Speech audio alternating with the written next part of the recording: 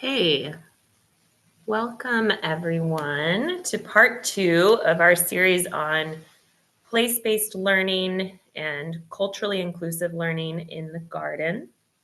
I'm Abbey Schumacher. I'm a school educator here with Seed St. Louis. Joining me is Dean Gunderson, Chief Programs Officer at Seed St. Louis. So we're going to be tag teaming this a little bit and talking about the relationship between garden-based learning and culture and the relationship between food and culture. So let's just get into it. This opening picture here is actually the theme of Premier Charter Schools Multicultural Fair next year. Premier Charter Schools here in St. Louis.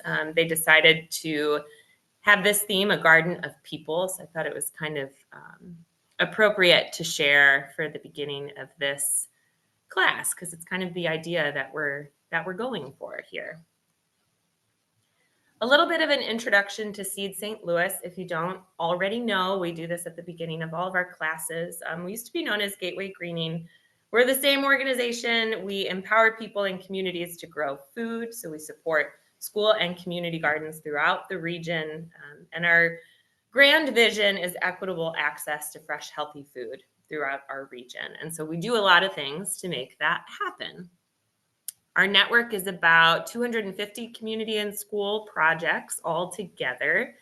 And here on this slide, you see a map of where all of our gardens are located. And then also this little list of what we offer to youth gardens by way of support. So seeds, seedlings, volunteer groups, tools, classes, and workshops like we're doing now.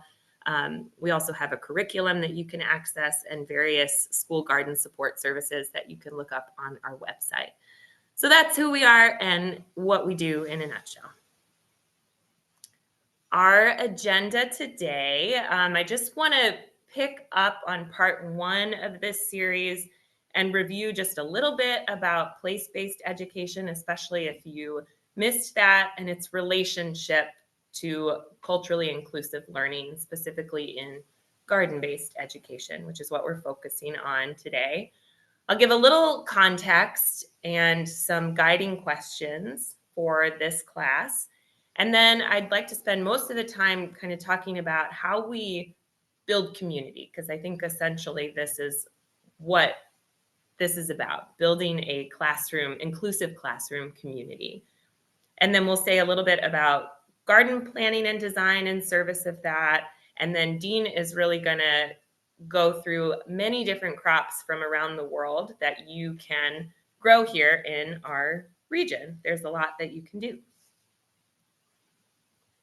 Okay, so this was an image that was shared in our first class on place-based education.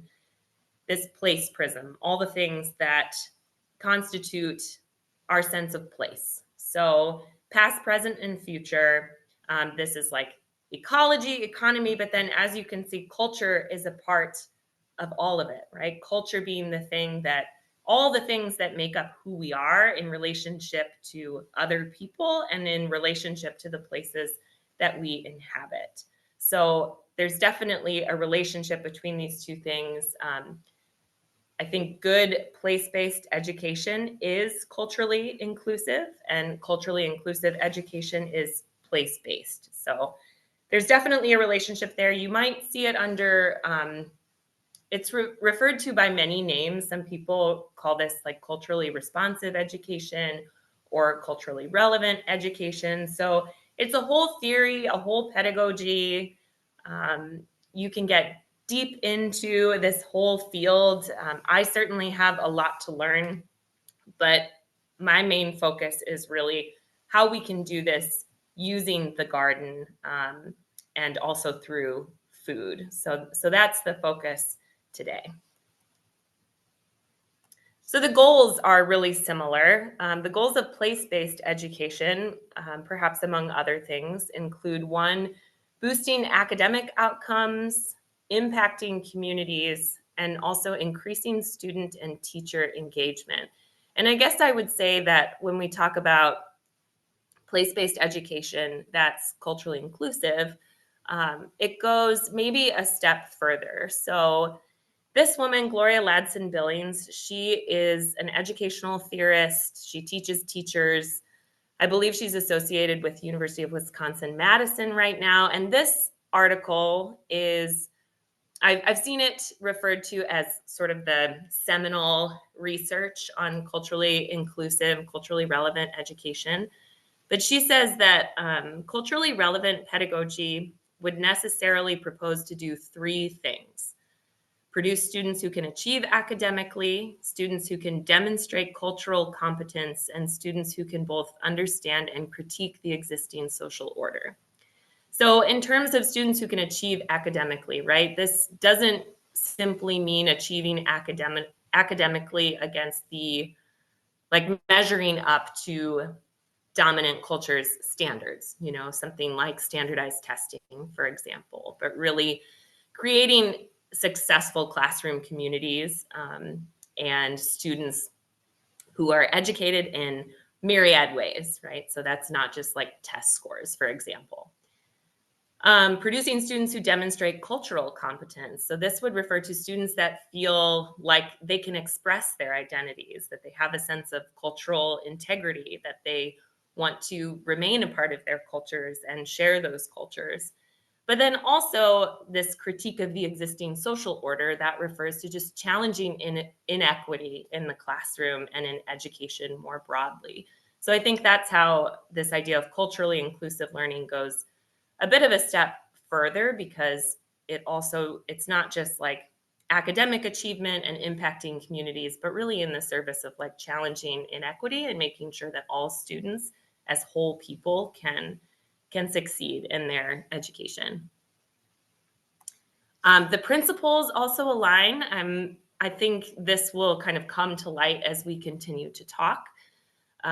So I don't need to run through all the details of all of this, but definitely using the community as a classroom. So relying on your students as experts, your local environment as a place where you learn, experiences, both individual and collective. All of those things are considered classroom. They have things to teach us, right? Culturally inclusive learning is learner-centered as well, so it's personally relevant and meaningful for students.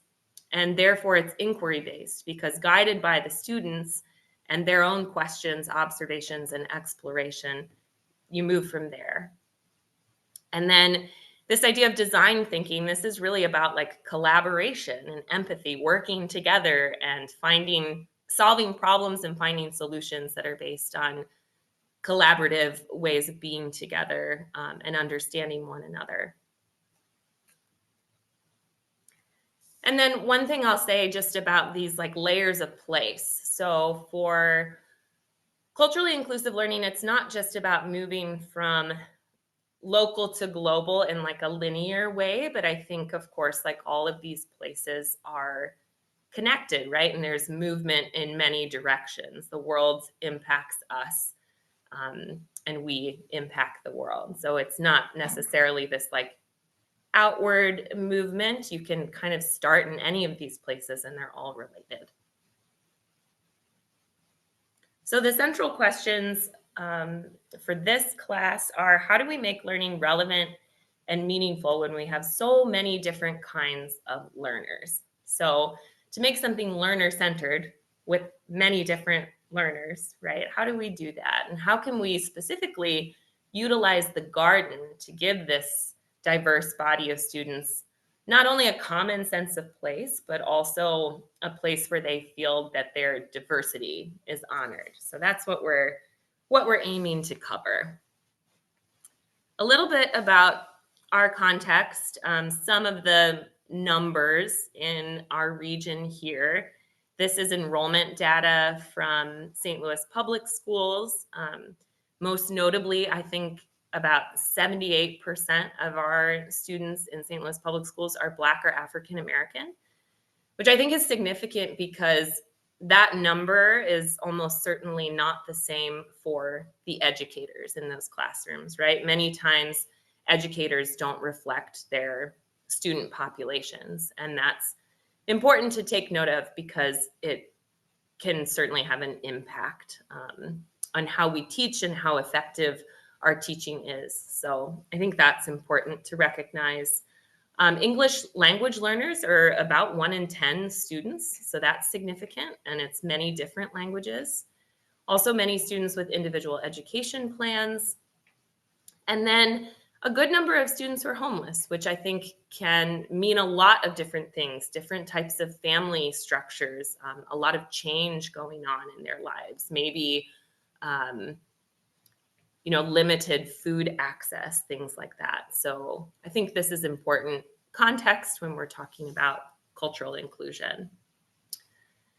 And then if we want to talk specifically about like race and ethnicity, specifically immigrant populations in our area, we've seen a very large increase in foreign-born residents here in St. Louis.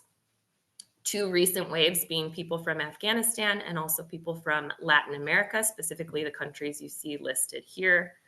And then below you'll see links to where you can find more information about the current status of immigration and the cultural makeup of our city. But this is really about moving like beyond just the statistics in our community. This is about, for example, recognizing like the whole child and everything that a child can bring to the table in the classroom, all their various kinds of knowledge and assets. So, for example, in this cultural wealth model, students can bring many different assets to the table, right? Many different ways of linguistic refers to language and also different ways of communicating, right? Their family connections, their relationships with their peers. Aspirational refers to students' hopes and dreams. Navigational refers to their ability to navigate institutions, and specifically institutions for most especially students of color that can be hostile to them. And so students also have assets in terms of to what degree are they familiar with resisting institutions of inequality and navigating those systems. So students bring all kinds of experiences to the table and all sorts of strengths and skills. So again, this is about challenging inequity in the classroom and in our education community. And really getting to know students also requires self-reflection, which I'll talk about in a moment, and a lot of dialogue. And all of this requires time. So it's not something that happens overnight. It's not enough just to know the statistics and it kind of immediately changes how we teach. But this is about building community and really getting to know our classrooms and how we can work together. So a quick pause just to consider your favorite food memory. So think about a really good food memory. Who was there, what you made, what you ate, whether it was a celebration, what was going on at the time. And then do you still make that dish? How does it continue to show up in your life? This is one way to tap into students' relationship to food and explore their connection to place that builds on positive associations and creates safe space for students. So it's not simply talking about, it doesn't assume that students always have access to a lot of food or a lot of good food, but everybody has one good food memory, right? So tapping into something positive. And then it's also not about like healthy or unhealthy. You're not asking students like, what's your favorite or what's a healthy food? Because this is about how food can nourish us. Food can be nourishing in many different ways. So we're not talking about healthy or unhealthy, and we're building on positive associations. And talking about food is really central to culture. And gardens are a natural pathway to exploring culture and then building these inclusive classroom communities. So Dean's going to say a little bit more about the relationship between food and culture. Yeah. So there's lots of different expressions of culture. And usually, people think about like language or dress or religion or like holiday traditions or things like that. But in a lot of ways, food is connected to many of those things. Like food is kind of this underlying piece that is, in a lot of ways, the foundation of a lot of our cultural practices. And it tends to be one that people don't think about as much as like culture specifically. And I think part of that is because food is one of the few pieces of culture that everyone's kind of okay with. Like it's not viewed as like a divisive cultural thing. Like people, even that might not like other cultural practices that other people practice are still usually okay eating their food. And so it's not usually, it doesn't get as much attention in that way as like a cultural factor. But in many ways, it is one of the most deeply connected cultural traditions that people hold, even if they don't necessarily know that that's why they eat what they eat. Like people might not make the connection of like, I eat this because my ancestors came from X, or because, of some other kind of cultural practice, or, because that could be religious practices. It could be, like the holidays that were celebrated, all those different things could be reasons for why you eat those food. Um, and because of that, many people still have kind of these food fingerprints of our ancestors, even if we don't know where our ancestors even came from. And so it is, food can be a really powerful way for people to kind of express their traditions, their cultural beliefs, where they came from, in a way that doesn't feel as controversial or as divisive, and can be a way to kind of celebrate those things.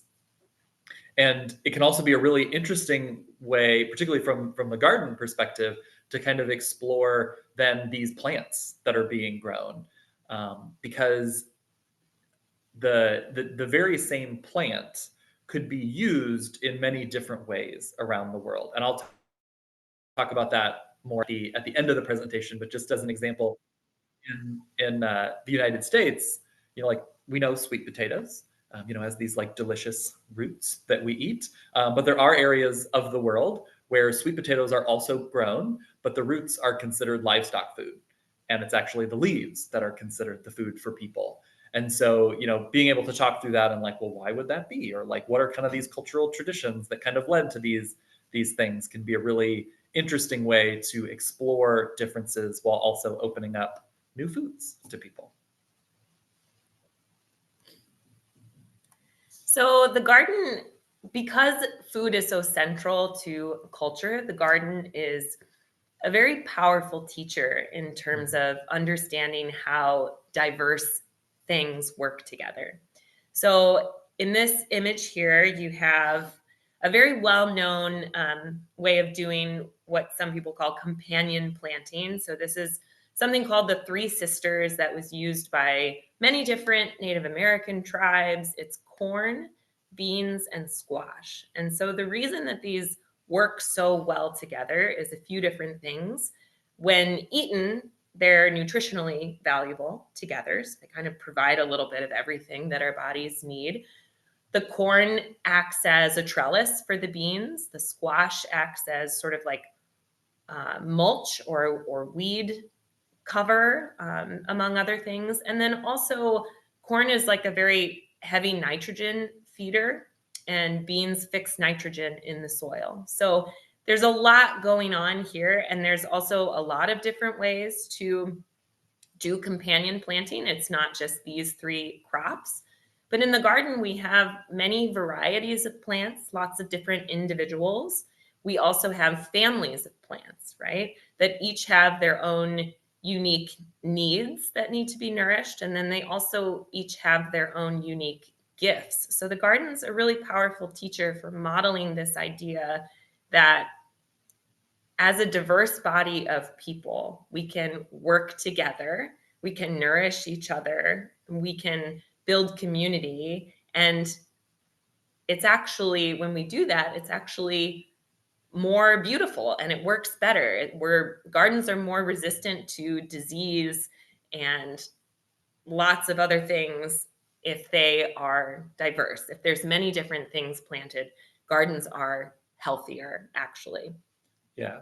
And Yeah. and with the three sisters specifically, there's also been studies that have been done that show that not only are they healthier in terms of the nutrition that they provide, and that they do complement each other, but those complements to each other that they do also create on average higher yields of human edible calories. They've done studies where, if you have a 3-acre area and you do 1 acre of corn, 1 acre of beans, 1 acre of squash, and then you have another 3 acres where all 3 acres are the three sisters, those 3 acres of the three sisters produce more food than the same 3 acres, but with them segregated into individual crops. And so you get actually that higher yield because that diversity creates resilience, and they feed on each other, they help each other to actually lift all of them up in terms of their health and production. And the three sisters specifically is also a really interesting tool to also explore how you can take these ideas and how they can change based on the cultural realities of different places. So the Three Sisters Garden is kind of a form that was done in what's currently the United States, but it kind of came out of the Milpa system in Mesoamerica that had a lot of other things and like trees and avocados and stuff like that in it. Well, we can't grow avocados. And so they took what they could grow and they did that, in areas north of modern Mexico. And in areas of like the southwestern United States, they would add in a flower that grows there that would help bring in pollinators, and the leaves were edible. And in the northern Great Plains, they would add in sunflowers on the north side to get seeds. And on the New England coast, they would, use fish waste to fertilize the plants. And obviously they weren't using fish waste in North Dakota because they didn't have that. But there's this like kind of modifications that happen in different places. And so they're also kind of plastic systems that can kind of, change based on the realities. And you could even, if you have people that okra is significant, maybe you could grow okra instead of corn. Or if there's people that want to do sweet potatoes, you could do sweet potatoes instead of squash. And you can kind of modify these ideas and see how they work. Yeah. So in culturally inclusive garden-based education, this is about seeing your students as teachers and also seeing the garden as teacher, and really, really making use of your whole place and your whole community. So this is about celebrating differences, working together, and building a resilient community. So where do you begin? This is about building community in the classroom. This is a picture of one of my favorite food memories. I lived in El Salvador for a little bit and learned how to make tortillas there. And I think from this picture, you can see maybe which ones were mine. The less perfectly shaped, smaller tortillas. So this was just like a really beautiful moment of dialogue and learning and laughter and connection across cultures through food. So when I think about my own social location, the way that I think about culturally inclusive learning is often from the standpoint of learning. Like, I'm not just an educator, but I'm also a learner in this space. And the reason that that matters to self-reflect is because we're not necessarily walking into the room and assuming all of these different things about our students. So one, like, where are students coming from? If we're talking about food, like, maybe not every student in the classroom had breakfast that day. And that's something to keep in mind. Maybe not every student in the classroom sees food that their family prefers on a regular basis in the grocery store. Maybe students have done a lot of gardening with their grandparents before, and they already know a lot. And grandma taught this student like a particular trick in the garden or a particular way to prepare food. So your students are really coming to the garden and approaching food with lots of different experiences and lots of different skills and ideas. And we can really tap into that and build on that and learn from that. So where are students coming from? What do they already know? What does their relationship with nature, with animals, with plants already look like, and not assuming that this is all going to be positive either, right? Some of these associations are negative. Some students have certain sensory limitations that make it really uncomfortable to dig in the mud. And we can be respectful of that and we can work through that. So it's not just about like, oh, we all love vegetables and we all love digging in the mud and it's okay to get dirty. It's more about recognizing where your students are coming from and tapping into those places where students feel like joy and healing in the garden and where they can bring their own experiences and knowledge to the table. So if we want to build learning communities that are meaningful and relevant to many different kinds of students, there's many ways that you can do this in the garden. And the first thing I'm going to talk about is growing curiosity and participation in the garden. One way to do this is by starting off by hearing from every student, hearing every voice, making space for every voice. Again, these kinds of things take time. And often when I'm starting a series of garden-based lessons with students, I spend an entire class not even getting into content, but really just trying to get to know students and see what their level of comfort is outside in the garden.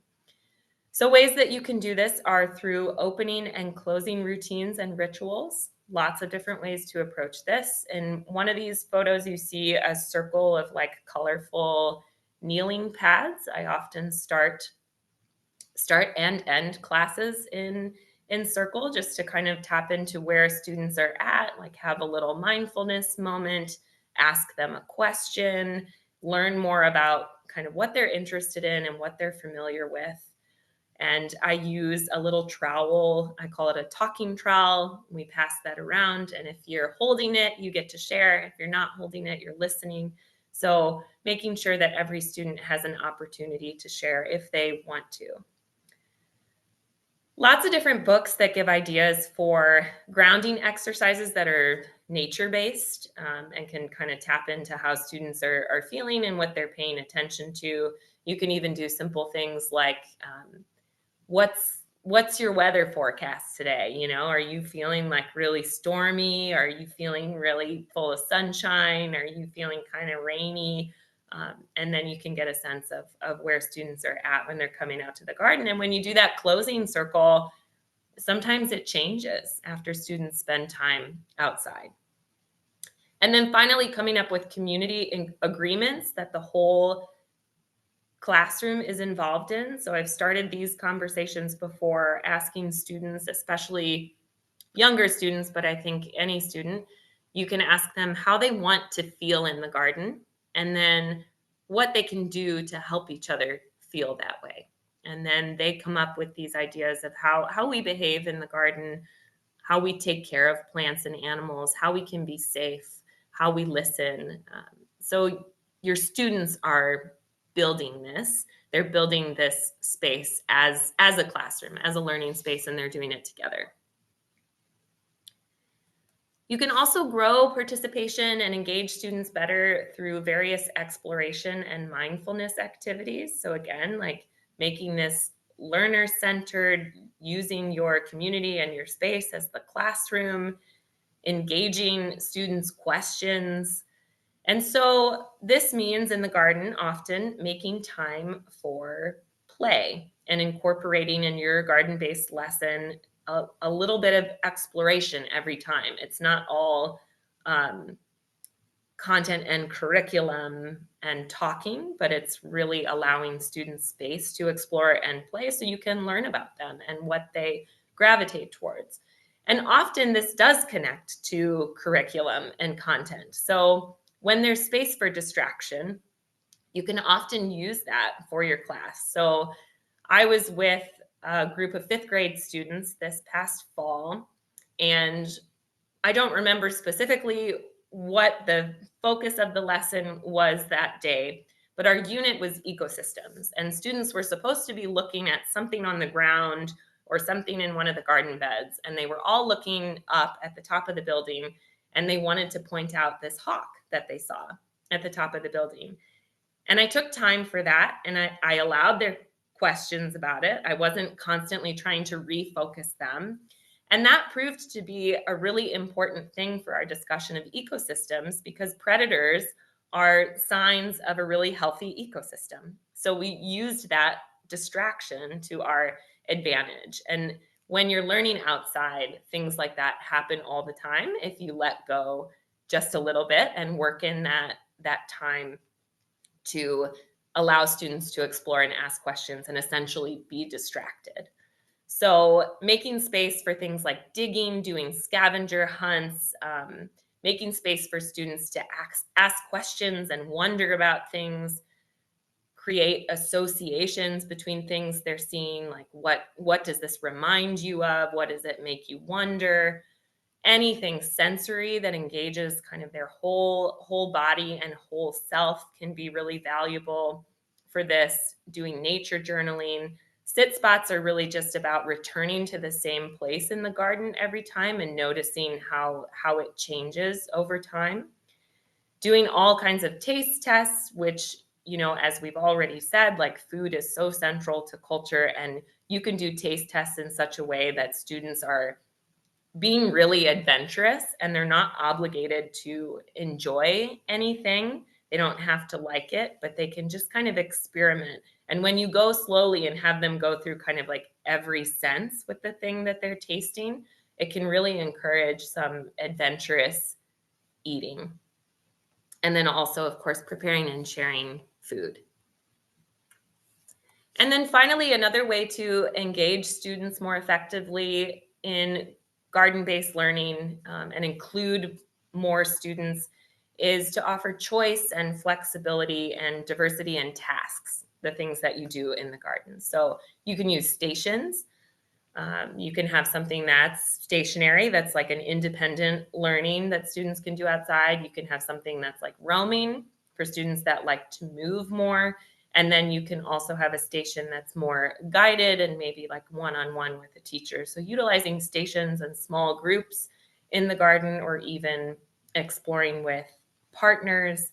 So similar to things that we'd be doing in the classroom, but you can do these outside often more easily because there's more space and it allows for more movement. Incorporating lots of different modalities, right? So people learn in all different ways, like writing, reading, listening to something. But then there's also many other modalities. One of those is like bodily learning, right? And this is a really good thing to tap into in the garden, in terms of our 5 senses and how we move through space. I do one activity with students about seed spacing, in order to show them like why plants need space. You start students in like kind of a huddle, and you're like, okay, all of you are a seed and you're all together, and I'm going to plant you all in the same spot. And now I need you to like grow really big and tall and stretch out your arms. And then they're all kind of like falling over one another. And then you have them do that again, but say, okay, how can you plant yourselves so that when you get big and tall, you have a lot more space to grow and you're not competing for resources, etc. And then they spread themselves out. And so you can incorporate these sort of like bodily ways of learning in the garden too. Scaffolding refers to specifically for, among other things, refers to how we do things for English language learners. So not just talking, right, but incorporating song, using visuals. And there's so much tactile, visual stuff going on in the garden, and not just visual, but other senses as well that you can take advantage of outside in the garden, so students can follow what's going on. And then there's this concept from Life Lab, this garden-based education organization in California. They call it inefficiency by design. So this is slowing down, making sure that students kind of understand that when we do garden work, everybody has a different job, but every job is important, right? So we don't all have to be contributing the same thing, but we can all be working together to plant a plant or plant a tree, whatever. So in this series of pictures here, we have students in little small groups that are lined up behind a garden bed. The first Students use the trowel to dig a hole. The second group plants the plant. The third group waters. And you can break those down even further sometimes so that students are just kind of offered the opportunity to move in lots of different ways and do lots of different things. A few notes on how to engage families. So families, of course, are like a huge cultural resource to tap into. And not just parents, right? But any kind of grown up or caregiver or adult in the community close to a student. How can you get to know them and engage them? You can survey families on, you can get to know what kind of access to food families have, not just in terms of income, but is it like their preferred food? And why is it maybe difficult to find that food if they can't find it? Holidays and festivals that are important to people, various skills, experience, and interests. Again, like as an educator, I wouldn't walk into the garden assuming that I know how to grow all these different things and that there's only one way to do it and that we should grow these fruits and these vegetables, but really engaging your community to figure out what can be planted, what people want, what people need, and what kind of troubleshooting can families help you with in the garden? What can they offer? What can they teach us as educators to build this culturally inclusive community? So lots of different ways of inviting family participation by sharing food, having work days, participating in various celebrations, having guests come to tell stories, to talk about a specific connection to food, perhaps to be on your garden committee, and then to share their expertise, right? What could they help with in terms of troubleshooting things that are going on in the garden? How can we use particular foods because different cultures use the same crop differently, as Dean said earlier. So it's really important to engage families when you're doing garden-based learning with students, and that helps engage students as well. And then, of course, there's the wider community, right? So forming all of these mutually beneficial relationships with the community outside of your school, thinking about how the garden at your school or youth garden space can impact the larger community and how your wider community can then support the garden. So this is really based on strengths of your community, what your community can offer you.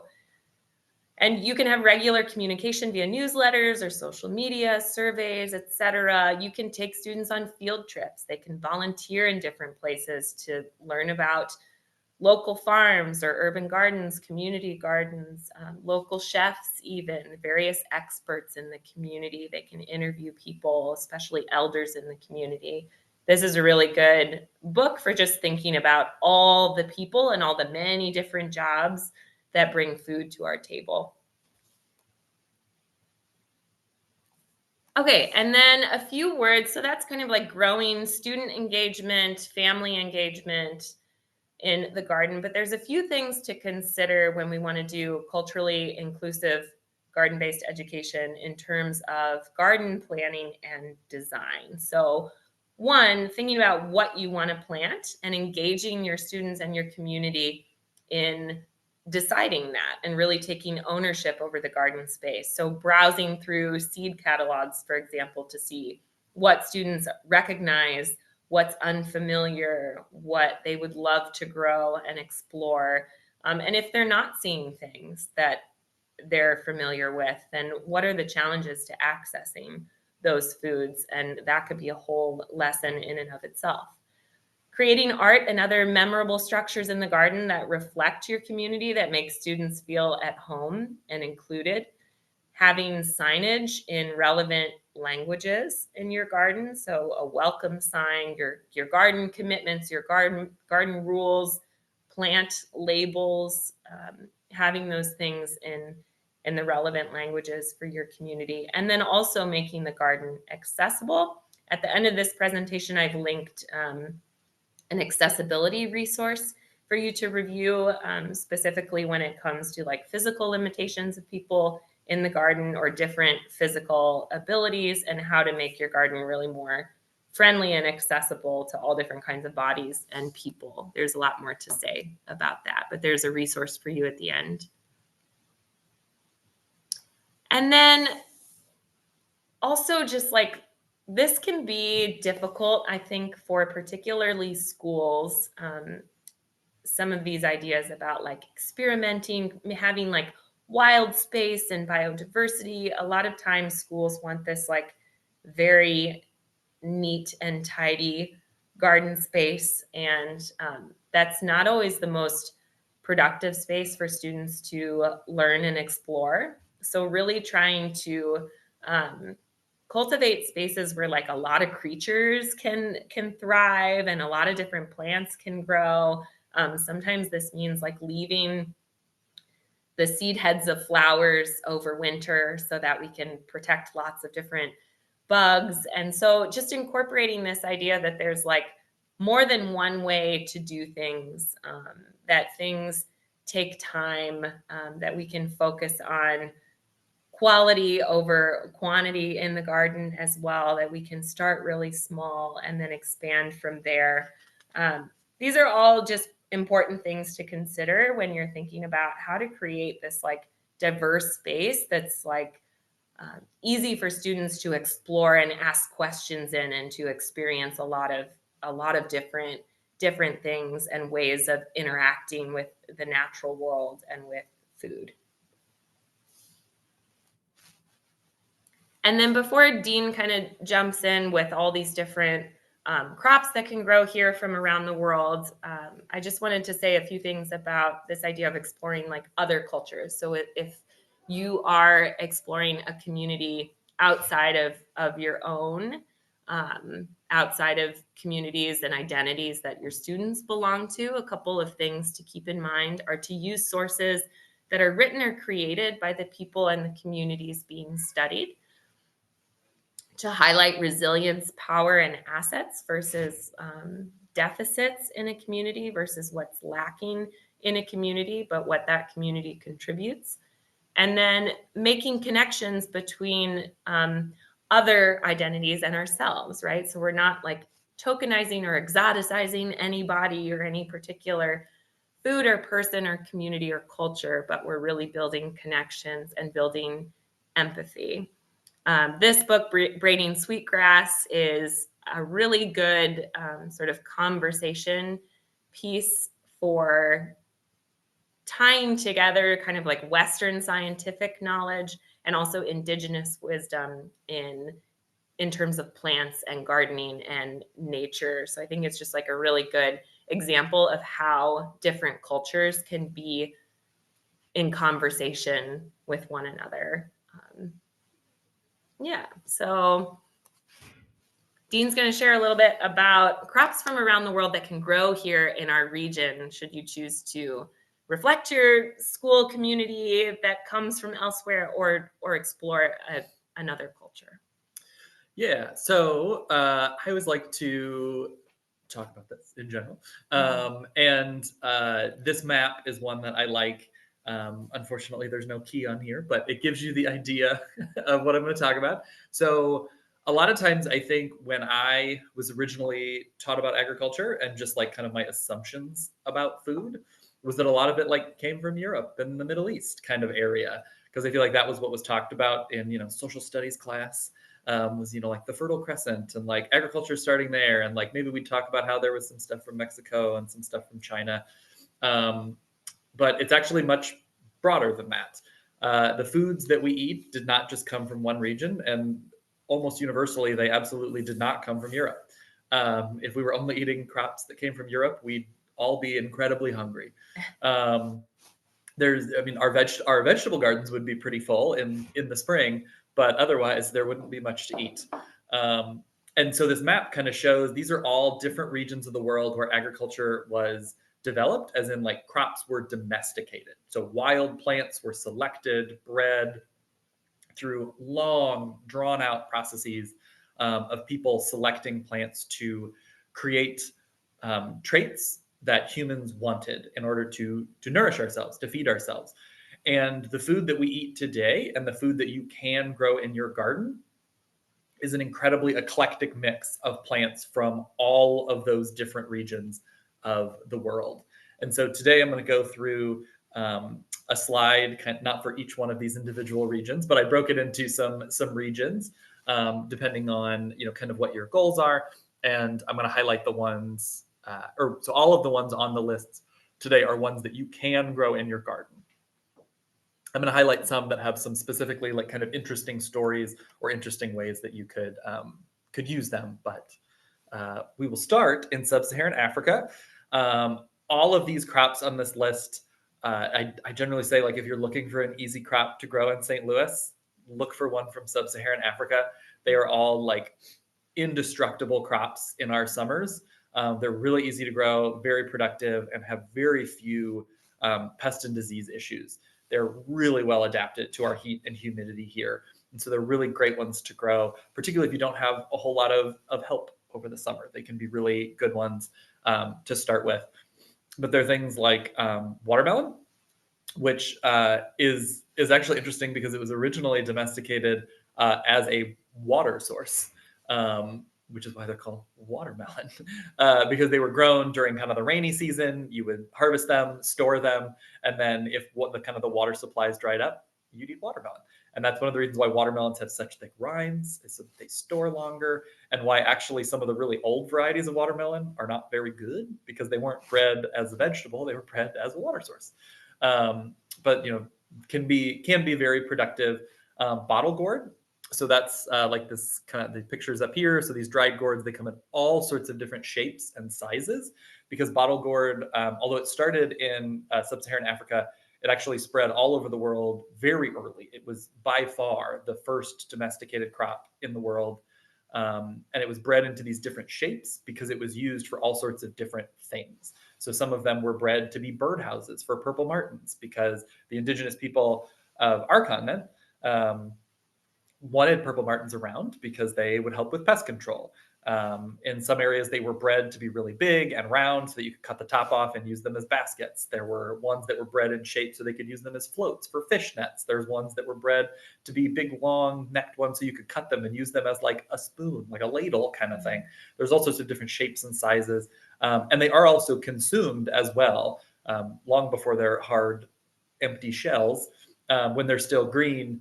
Mostly in Asian cooking, kind of Southeast, Eastern Asian food as well, but originally came from sub-Saharan Africa.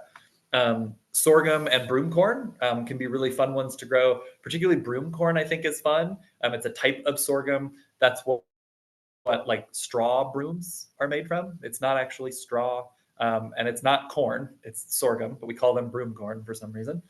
But those are fun because you can make brooms, but you can also just make all sorts of other kind of like brushes or scrubbers or different kind of fun things. And they come in different colors as well. So it can be all sorts of different kind of color for craft materials.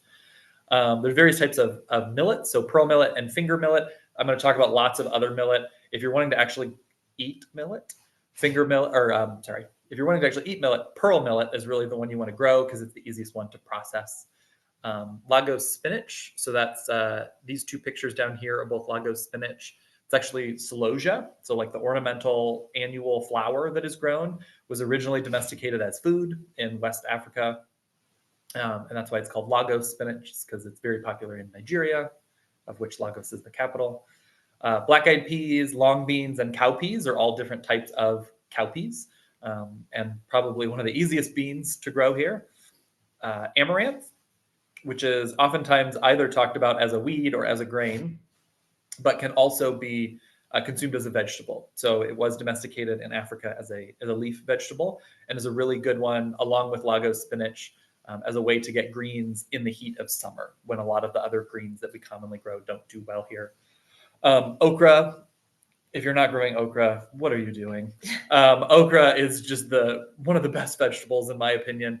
If you don't like the taste of it, find a different recipe. There's so many different ways to cook okra. It's so incredibly versatile, and it is probably the easiest vegetable to grow in our climate, and is so productive. Ethiopian kale, which is just it's very much like kale or collards, but it's a different species that was domesticated in Ethiopia. Teff, which is like a grass that was grown in domesticated in Ethiopia. And then there's a really interesting plant that you can't actually get. the edible part from. So it's more of like an educational piece, but it looks like a really robust mint. It doesn't spread like mint. It's an annual here, but in warmer climates it produces these little tubers like potatoes, but it's in the mint family. So it's a fun looking plant to grow. So East Asia is another place that, like, if you're wanting to grow crops and also have them produce, like, be productive here, East Asia is along with Sub-Saharan Africa, East Asia is a great place to turn for crops that will grow well here. A lot of different millets were domesticated in East Asia, as you can see there: foxtail, broomcorn, barnyard, and Japanese millet. They all grow well here, but they're hard to process if you actually want to eat them. Rice can be grown here as well. Again, the processing is a little tricky, but it can be really fun to grow. It does not need to be grown in a flooded paddy, although it can be fun to do that. You can also grow them just in your garden and just water them like you would any other vegetable, and they will still produce well. One that we have started growing that we really like is water chestnuts. And those do need to be flooded, but you can grow them in like little kiddie pools or anything really that'll hold water. You can grow water chestnuts in, and they produce chestnuts, about or little corms, little roots, about that size. So that's me holding them. And we have all sorts of instructions on that on our website, and we sell the little corms to start in the spring, really cheap. Soybeans obviously grow well here if you've driven outside the city, but you can grow them as edamame, which is just immature soybeans. So just like green beans or immature dry beans, same thing with edamame. So it's a really easy vegetable to grow here as long as you can control the rabbits who love edamame. Bunching onions are from here. Chinese cabbage is from East Asia, from this region. Chinese cabbages, adzuki beans, which are just fun little red beans. Buckwheat, which you can grow as a food, but is also a phenomenal summer cover crop. It's like one of our favorite cover crops for the summer. Bok choy and tatsoi, sword bean, and then I want to talk about stem lettuce real quick because I think it's a really interesting one to talk about when you're talking about the different ways that cultures use the same plant. So when I first started working at Seed St. Louis, we had a practicum student who was working with us who was from WashU. And he was an international student, born and raised in China. And when I would work with him, I would talk to him about plants and like what were the vegetables that he ate, or like were there any differences or things. And I remember, and so he would come in and like tell me these stories about like things that he had made the night before, or like dishes that he had made, because I was really interested in that. And he came in one day and he's like, "Oh, I cooked a bunch of lettuce yesterday." And I was like, "You cooked a bunch of lettuce?" And he was like, "Yeah, I cooked it up." And I was like, "What did you do?" And he's like, "Well, I chopped it up and I stir fried it and I put it in a bowl with like potatoes." And I was like, "I'm so confused right now. What you're talking about?" And he was like, "Lettuce." And he just kept saying like lettuce. And I was like, I don't know what's happening right now. And then he was explaining, he's like, "I peeled it and then I chopped it." And I was like, "What?" And then I looked into it and I realized that, and this is the exact same species, the same wild plant that lettuce came from, that we think of as this like leafy vegetable. In East Asia, they domesticated the same species, but instead of trying to select it to stay that leafy, neutral flavor as long as possible, they just embraced the fact that when it gets hot, it bolts. And they said, well, let's breed something that we can eat that big old stem. And so instead of eating the leafy part, which you can also eat when it's young, you grow it, you wait till it gets hot, you let it bolt, and it produces this big, like 2-3 foot long stem that's like big around. And that's what this picture is here, is like a big basket full of them. And you strip the leaves off, which you don't eat because they're bitter and full of latex and nasty. And you peel the outside of that stem, and then the inside is this delicious, hearty vegetable. And so that's what he was talking about. And it grows really well here. You don't have to worry about it bolting because that's what you want. And it's very productive. And it's, again, just a different way of like how different cultures dealt with their own environmental conditions to select plants to work with what they had. And we can do the same thing too. And then the last one that I want to talk about here is Taiwanese quinoa. So quinoa that we think of from the grocery store is from the Andes Mountains of South America. So that's a pretty cool, moderate climate when you get to those high elevations, which is absolutely not what St. Louis's climate is. And so quinoa is actually really difficult to grow here. It's probably the hardest grain to grow here of all the grains, because we go from pretty cold to pretty hot and humid, and they're used to cool and dry. And so quinoa tends to get really stunted. It gets a lot of fungal issues. And so we looked around, and I realized that in the island that is now known as Taiwan, um, there was another Chenopodium species, so same family as quinoa. So quinoa is Chenopodium quinoa. This is Chenopodium formosanum or something like that. I can't remember.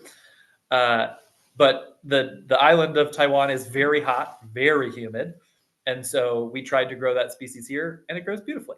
But it tastes just like quinoa. It's the same size as quinoa. You use it just like quinoa, and you get these like really pretty. This picture's a little hard to see, but these like really pretty, like drooping kind of panicles, kind of like Love Lies Bleeding.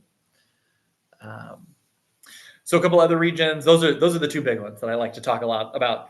But South America is another good one. So things like potatoes came from here, quinoa came from here, which you can grow, but it's hard to get any good yields from them. Tomatoes are from this region. Lima beans are from South America. Peanuts, ground cherry. There's a crop called mashua, which is kind of a root crop. Cannas, like the flowers that everybody grows, were originally domesticated for food, and you can eat the tuber. It's a fair amount of work, so probably not worth it in terms of food, but is a fun educational thing to do. Tarwi, which is a flower with edible seeds, and sweet potatoes are all from South America.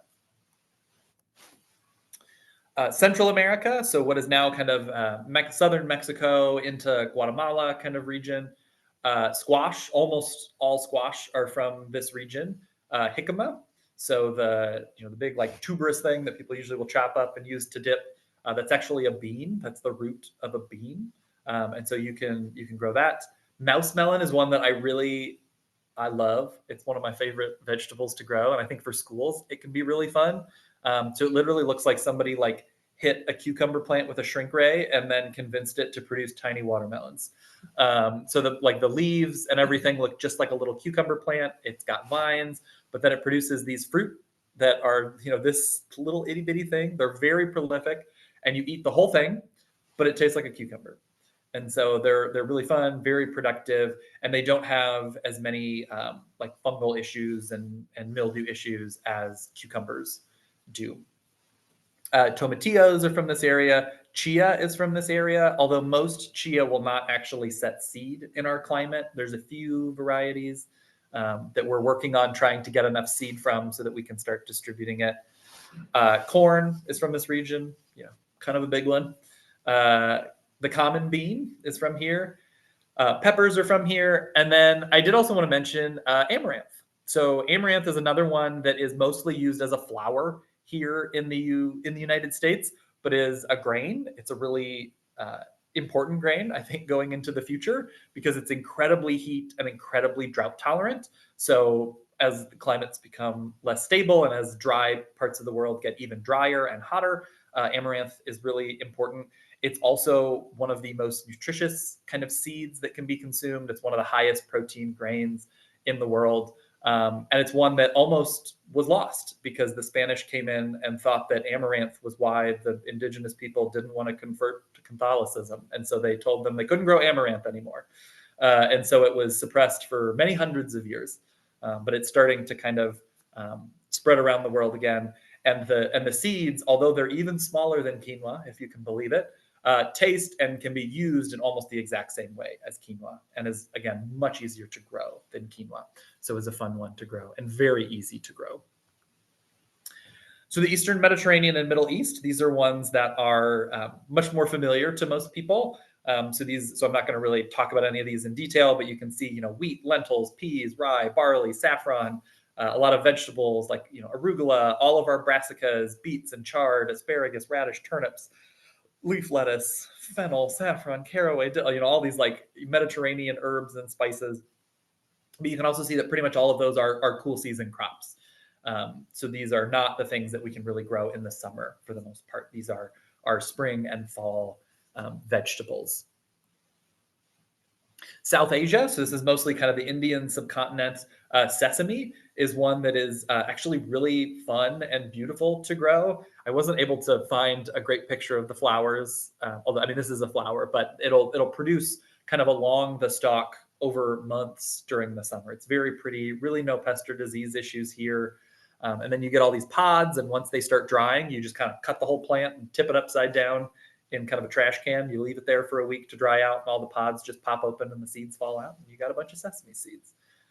Eggplant is from this region.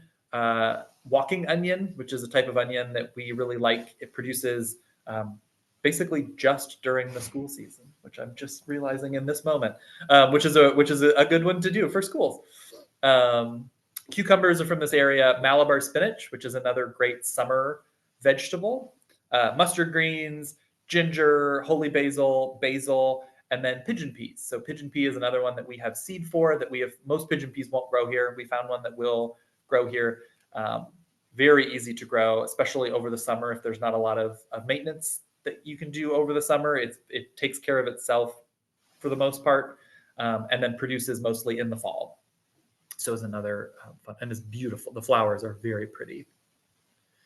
So Central Asia. So this is again a very broad region, but a lot of the kind of central parts of Asia, drier areas, things like garlic, carrots, onion, leek, shallots, muskmelon, and spinach. And really, the only one there that I wanted to highlight is for muskmelon or cantaloupe, which are the same thing. There are some varieties that are small, like the fruit is small, which is fun. You can kind of cut it open and just kind of scoop it out, and it's like a little bowl. You don't have like this like giant melon that you need to figure out what to do with, and they're small enough that you can trellis them, and they'll hang on the vine without falling off, which is the case with most melon. This variety in particular is called Far North because it was bred to grow in Canada. So, yeah. Okay, so I just want to wrap up with a couple of notes about resources where you can dig into a lot of this information, specifically on culturally inclusive, garden-based learning lessons and pedagogy. So Life Lab has a lot of resources. I've particularly made use of their approach, their philosophy and approach to food and nutrition education, which I think cultural inclusion is really a big part of that. But Life Lab has a ton of resources. Kids gardening, I've relied heavily on for resources, particularly webinar series related to cultural inclusion. So I have a few of those links listed here. Again, they're webinar series, so multiple classes with many different educators, with many different backgrounds. And they go through all of these things in more detail and also provide specific lesson plans on specific crops and their cultural background. So super valuable resource. The School Garden Support Organization has some great resources on culturally responsive approaches. And the Edible Schoolyard Project also has a number of lesson plans and curriculum ideas for culturally relevant and responsive education. So check those out. There's also a couple resources here for educator self-reflection. So just that whole idea of kind of understanding our own social location and bias and how we're approaching the classroom and our students. So self-reflection being a huge part of that. So there's lots of assessments and questions that you can ask yourself as an educator, kind of where you're coming from, and that will make a difference on how we approach our students as well. Seed St. Louis has a couple of resources that we've put together, particularly on accessibility, which is the resource I was talking about earlier. And then many of these resources have referenced these books if you want to get deeper into the theory of culturally inclusive education. Check out these books. And then finally, I love these two series. If you just are looking for something fun, but also educational, good for kids, these two Netflix series, Chef's Table being one, and then also this show, which was, I believe, a project of Michelle Obama, Waffles and Mochi. It's They're both really great. They explore food from all over the world, its relationship to culture and place and land. So a couple of fun shows to check out and maybe even share clips of with your students of all ages. Okay, so connect with us if you have any further questions, if you want to explore any of these topics, if you have any ideas on what else we should teach or be including, or other thoughts that we should incorporate into these presentations, please reach out to us with your feedback and with your questions. We always love to connect with the community. So thanks for watching.